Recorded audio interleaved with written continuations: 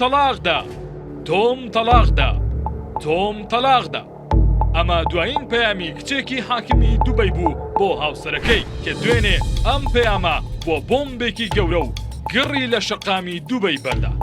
شێخە میهرە کچی محەممەد ڕاشد ئال مەکتوم جێگری سەرۆک و حاکمی دووبەیە کە هەر لە تۆڕی کۆمەڵایەتی ئینستاگرام هاوسەرەکەی تەلاقدا و تەواوی وێنەکانی خۆی و ئەوی سڕیەوە. ئەمەش تەنها دوای 2 مانگ لە لەدایکبوونی یەکەم منداڵیە.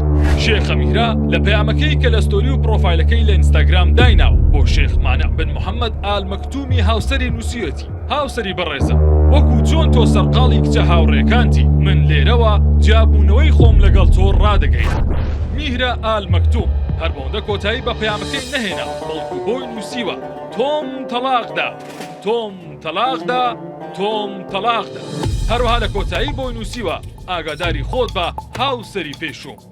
بەپێی چەند سەرچاوەیەک کێشەی میهرەی کچی حاکمی دووبەی لەگەڵ هاوسەرەکەی نوێ نییە، بەڵکو هەر دوای هاوسەرگیریەکەی بە چەند مانگێک کێشە لە نێوانیاندا دروست بوو. میهرە 5 مانگ دوای هاوسەرگیریەکەی دووجیانبوونی خۆی لە ئینستاگرام ڕاگەیاند و لەسەر وێنەیەک نووسی بووی: تەنها ئەم سیانەمە کەچی لە مانگی حوزەیران وێنەیەکی دیکەی خۆی و کۆرپەکەی بڵاو کردەوە و لەسەری نووسی بووی: تەنها ئەم دوانەمە.